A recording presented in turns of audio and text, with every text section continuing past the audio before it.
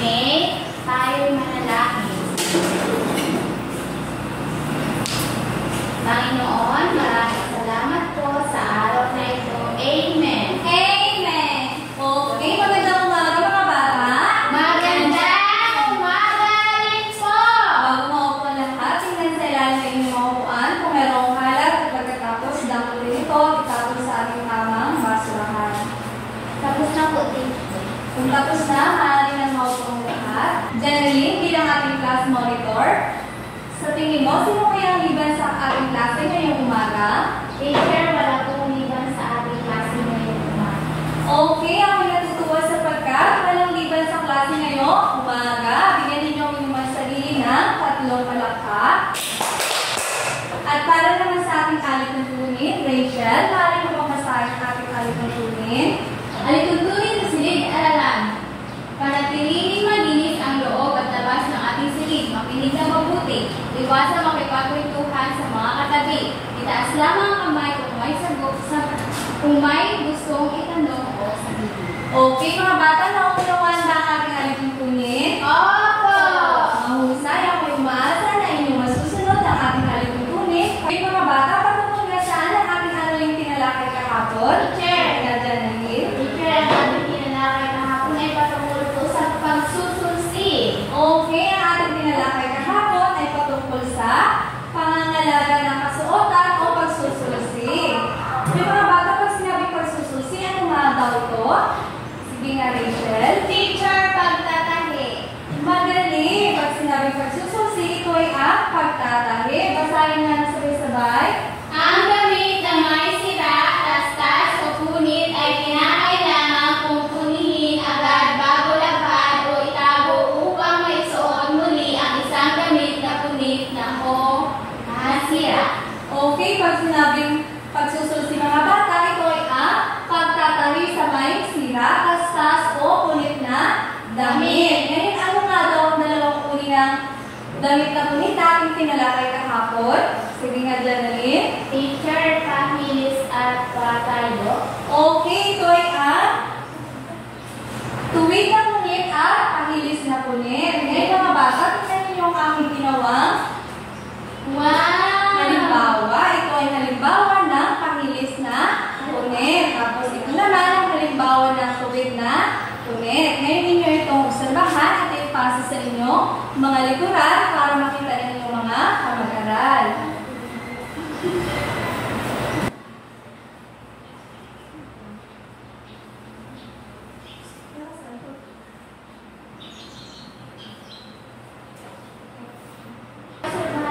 Okay, hindi na bang naobserbahan? Opo! Okay, kung ganon, ang bawat isa sa inyo, ibibigyan ni teacher ng tig-isang pena na mayroong punit na may halimbawa ng tuwid na punit at pahilis na punit. Ngayon, ang inyong gagawin ay inyo ito susulsihan. So, ngayon mga bata, para inyo ito masulsihan ng tama, narito ang mga paraan sa pagsusulsi ng tuwid at pahilis na punit. Sige nga, Janeline, maaaring pagbasahin ng unang paraan. Ano ba? Paraan ng pagsususi ng punit at pahilis na punit. Una, sa tuwid na punit, ang puwang ng punit ay pagtatapatin at tatahiin ng pampatibay na tahi na tinatawag na palipat-lipat. At para naman sa ating ikalawa, Rachel.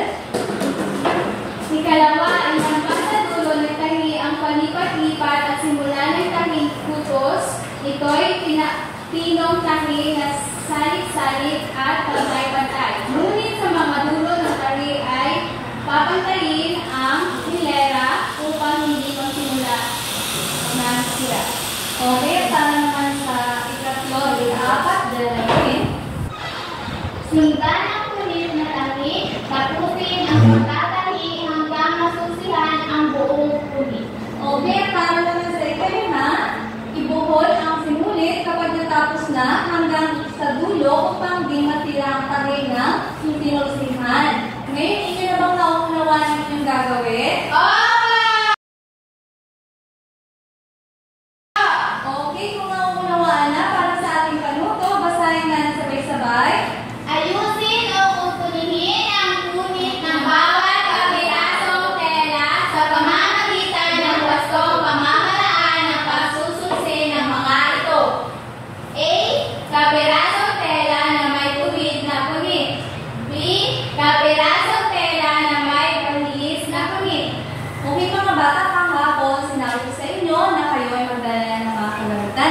niyo bang nadala ang mga kagamitan na aking pinapadala? Oo, ito po. Okay, mayroon bang gunting, karalo, at sinulit? Opo, meron po. Okay, kung kompleto na, narito ang mga kapirasong tela na inyo pagsususihan.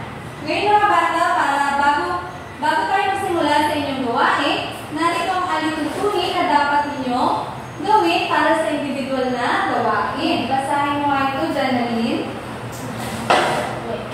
Una, panatilihin ang katahimikan at kaayusan habang sinasagawa ang gawain. Pangalawa, maging maingat sa paggamit ng mga bagay na maaaring maging sanhi ng aksidente. Pangatlo, tapusin ang gawain sa itinakdang oras. Pang-apat, tumingin ng gabay sa guro kung kinakailangan. Panglima, linisin at iligpit ang mga kagamitang ginamit. Okay, nauunawaan ba mga bata ang alituntunin para sa inyong individual na gawain? Opo!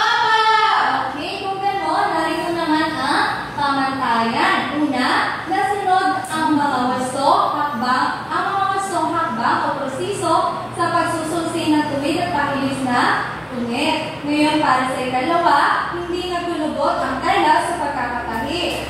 At pangatlo, organisado ang pagkakatahi at nasunod ng tama.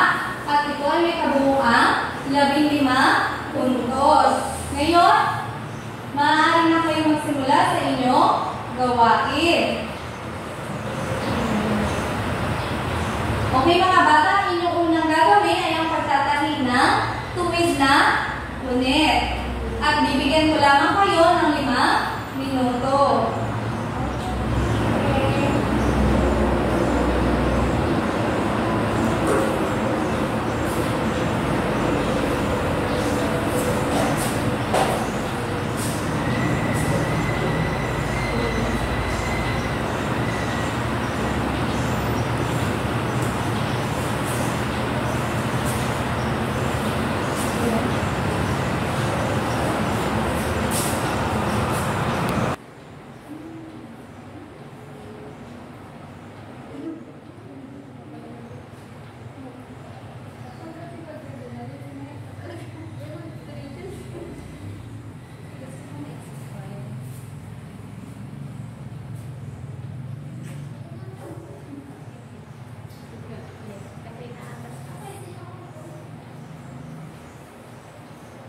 Okay mga bata, yun bang nasusundan? Opo! Okay, dahan-dahan lamang sa pagtatahi. Baka inyo matusok ang inyong mga daliri.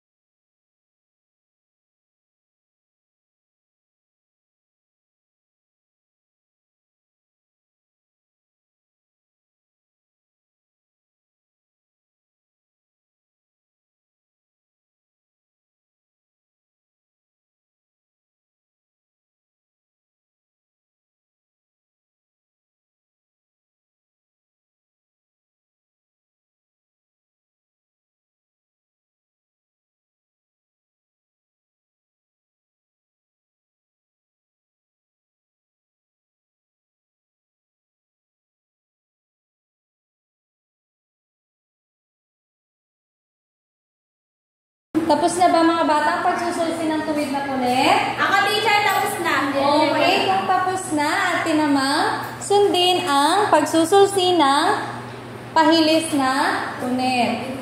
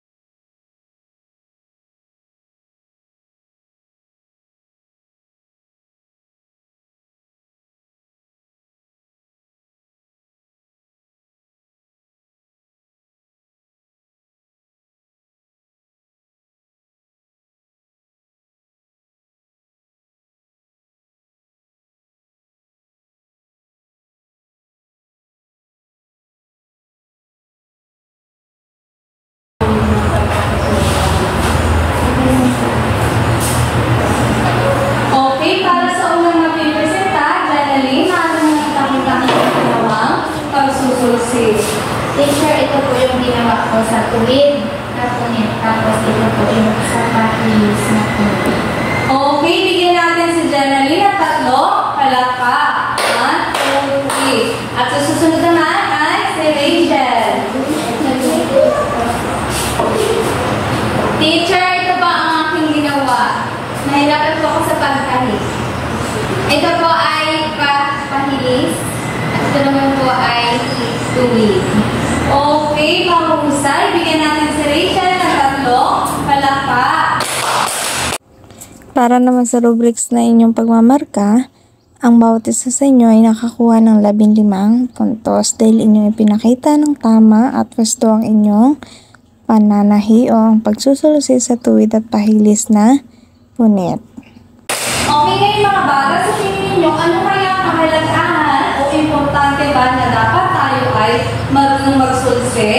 Teacher, Sabi nga Jenaline. teacher, mahalaga po yung matutunan po natin kung paano magsusi para po hindi na tayo bibili ng bagong gamit. Kapag pumipulit yung gamit natin, isusi lang po natin para magamit pa po natin. Okay, tama. Mayroon pa bang ibang kasagutan? Teacher, nasabi na sa video.